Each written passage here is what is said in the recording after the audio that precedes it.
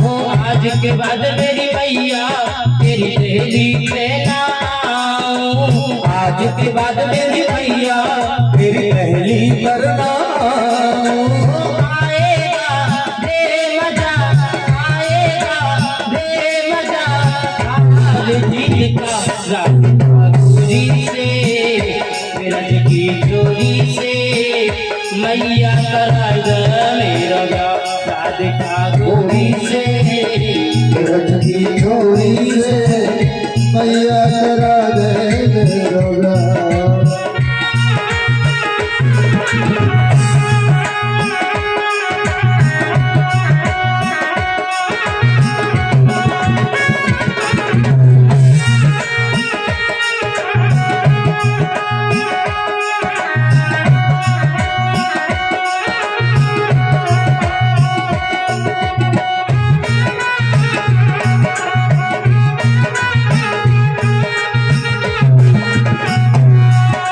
छोटी सी दुल्हनिया जब अंगना में डोलेगी, छोटी सी दुल्हनिया जब अंगना में डोलेगी, छोटी सी दुल्हनिया जब अंगना में डोलेगी, छोटी सी दुल्हनिया जब अंगना में डोलेगी, तेरे सामने मैया वो घूंघट ना खोलेगी, तेरे सामने मैया वो घूंघट ना खोलेगी, वो तेरे सामने मैया वो घूंघट ना खोलेगी, तेरे सामने मैया वो घूंघट ना खोलेगी। हो जाऊ से जात हो, जाऊ से जात हो,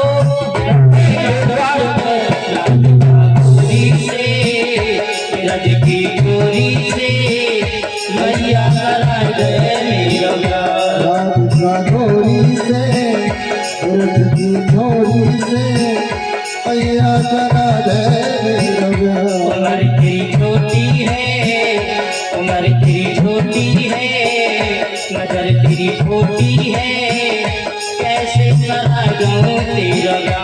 अरे ये बंधन है प्यार का राधिका गोरी से मेरा की गोरी से मैया करा दे मेरा।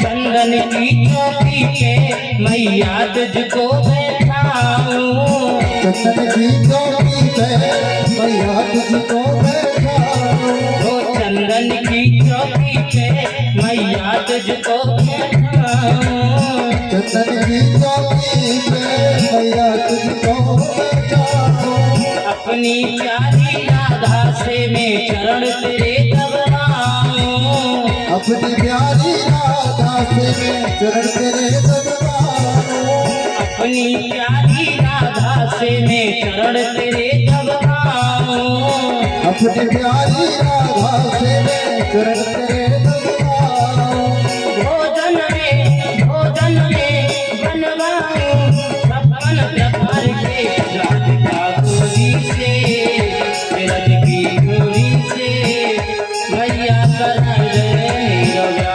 राधिका गोरी से विरज की चोरी से मैया करा दे मेरा उम्र तेरी छोटी है, उम्र तेरी छोटी है, नजर तेरी छोटी है, कैसे कराऊं तेरा प्यार।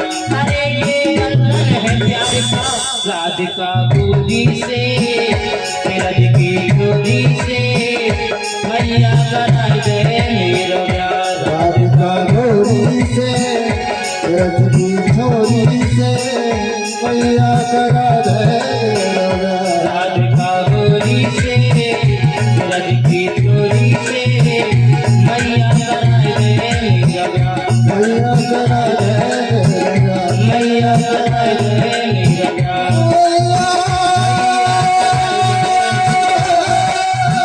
मैया कराए दे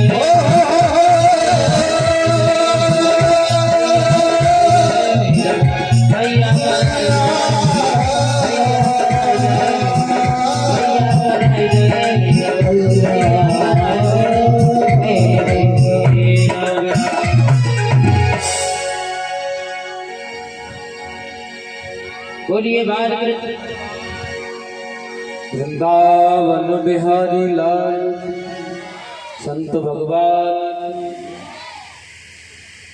की कथा में कुछ दानी दाताओं के नाम है। 101 रुपये टिंकू सनोप ओम प्रकाश एक परात चावल। 101 रुपये विनोद कुमार सनोप जानकी प्रसाद एक परात गए हैं। 501 रुपये राजू सनोप हरप्रसाद एक परात गेहूँ। 21 रुपये चंद्रपाल सनोप तेज सिंह एक परात गेहूँ। 40 किलो गेहूँ दिनेश शर्मा प्रधान। 200 रुपये शंकरलाल सनोप बाबूलाल। 101 रुपये ओमवीर सिंह सनोप हरिप्रसाद एक परात गेहूँ।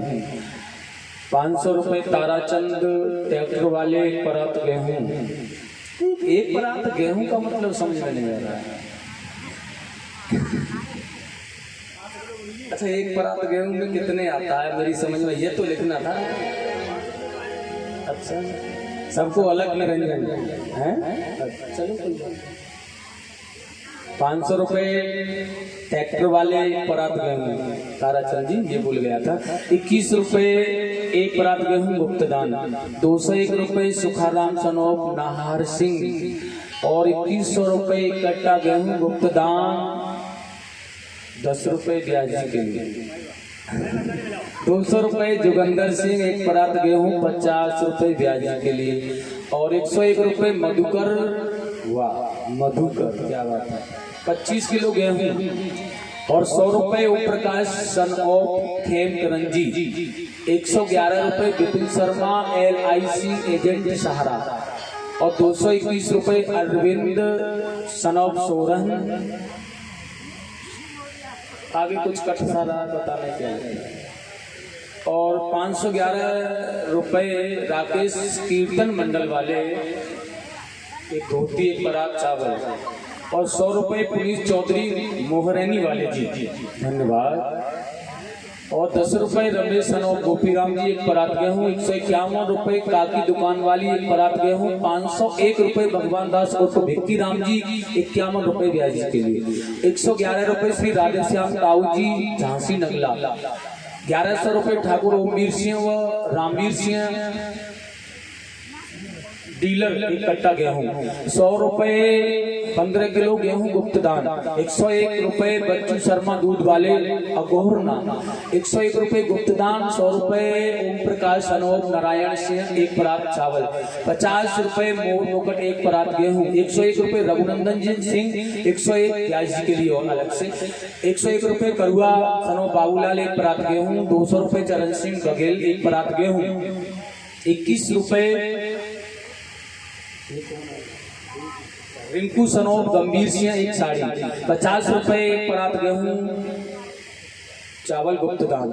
100 रुपये एक परात चावल गुप्तदान। बहुत बहुत धन्यवाद इन दानदाताओं के लिए, अति उत्तम। बहुत बहुत धन्यवाद। सद्भावनाएं बनी रहे, ठाकुर जी की कृपा।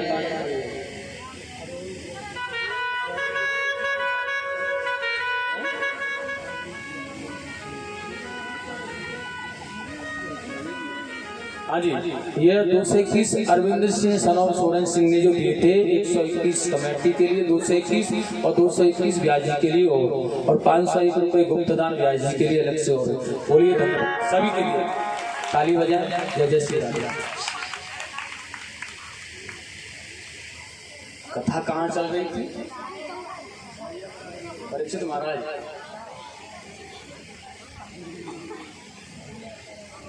ज्यादा थोड़ा दान ज्यादा भूल गया है ना, इसलिए मुझे मैं कथा ही भूल गया।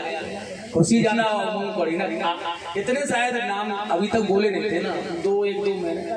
कैसी समस्या है, दानी दाता पीछे क्यों हट रहे हैं पता नहीं। भगवान की कथा में तो दानी दाताओं को पीछे नहीं हटना चाहिए, क्योंकि दान करने से कभी धन नहीं घटता है। तो धन का, दान का धन आनंदमय। और उसके बाद में देखिएगा कथा का भाव। मैया यशोदा कह रही है तेरो प्यार करा दूंगी तो थोड़ा बड़ो है जा। भगवान कह रहे नहीं अभी करा दे, मैं छोटा हूं तो मेरी बहू भी तो छोटी होगी। लेकिन यशोदा मैया ने कहा लाला ये ब्याह करना इतना आसान नहीं है, इतना आसान नहीं है। ब्याह करने में ना बहुत सो धन खर्च है वे, नातेदार रिश्तेदारों को बुलाया जावे, और मैं तेरे बाबा की परामर्श करूंगी, सलाह करूंगी, तू चिंता मत कर। लेकिन जब तक ना तू दही खा खा के बड़ा हो जा। भगवान ने कहा ठीक है तो बात तो कर लेगी ना। यशोदा रानी ने कहा हाँ कर लूंगी कृष्ण, कर लूंगी कन्हैया, मेरे लाला मेरे दुलारे कर लूंगी, मैं कह रही हूँ ना। भगवान देख रहे मैं दुनिया को चलाता हूँ, मैया मुझे चला रहे, मैं दुनिया को चला रहा। अद्भुत भावना। एक दिन तो भगवान ने अपने ही घर में माखन चुरा लिया। माखन लेकर के दोनों हाथों में लौंडा, खम्भ के पीछे जाके खाने लगे। जब खम्भ के पीछे माखन चुरा करके स्वयं खा रहे थे ना भगवान, सुखदेव जी कह रहे हैं राजा परीक्षित देख इनकी लीला। उस खम्भ में भगवान को अपना ही स्वरूप दिखने लगा। अब वह भी माखन खा रहा है तो वो भी माखन खा रहा है। भगवान ने इशारा किया मेरी मैया का माखन है, तू क्यों खा रहा है, धमकी देने लगे। लेकिन वह भी धमकी देने लगा, वह क्या किसी से कम है, वो भी धमकी देने लगा। एकदम से रोते रोते मैया के पास, आंखों में माखन लग रहा, दोनों हाथों में माखन था ना, सारा मुंह माखन से हो गया। रोते रोते मैया के पास में आए, पल्लू पकड़ के खींचने लगे। मैया यशोदा रानी ने कहा किसने पीटा है, किसने मारा तुझे? देख मैया तेरे घर में ना एक चोर रोज आया है और वो मुझे धमका रहा है। मैया ने कहा मेरे घर में? हाँ भैया सच कह रहा हूँ, तेरे घर में चोर घुस आया है। और मैया यशोदा ने देखा मेरे घर में इससे बड़ा चोर तो और कोई नहीं हो सकता।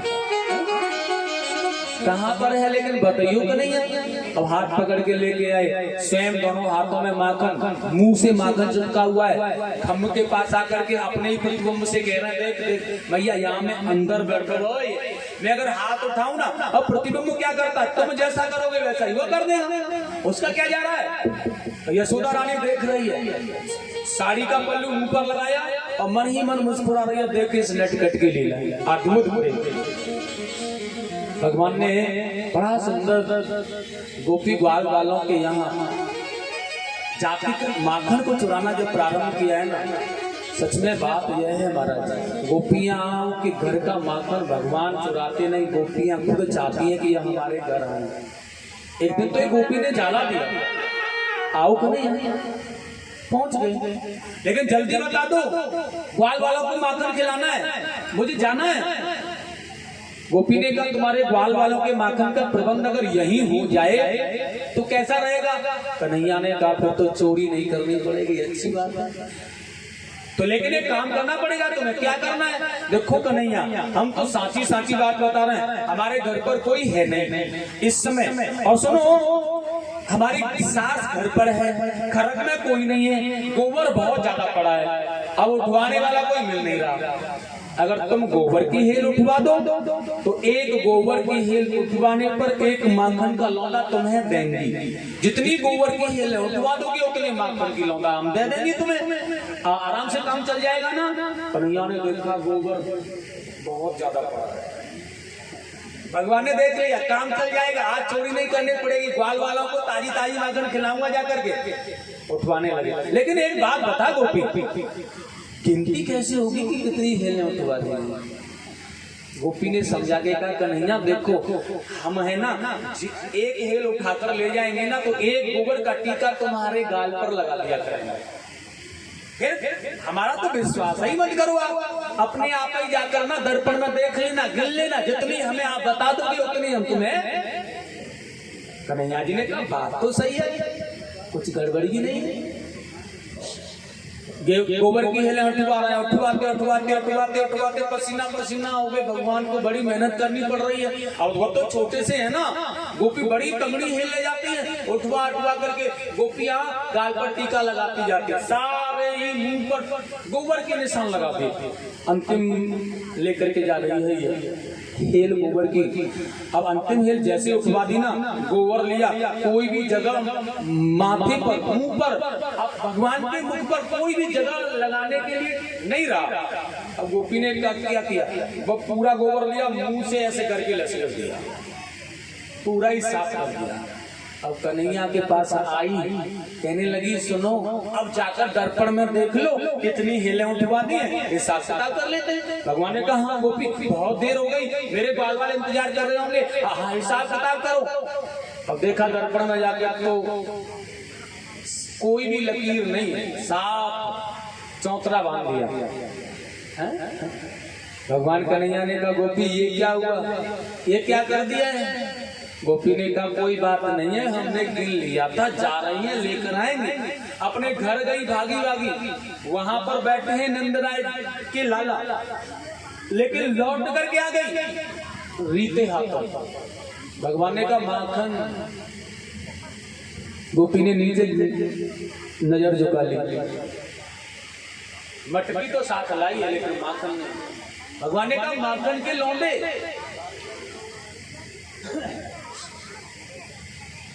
गोपी ने कहा नहीं है।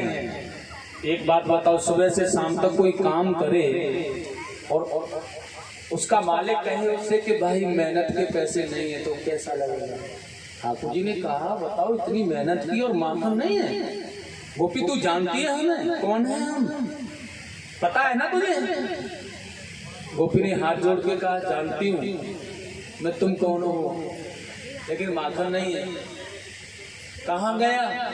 और निराश मन से गोपी ने कहा कारण था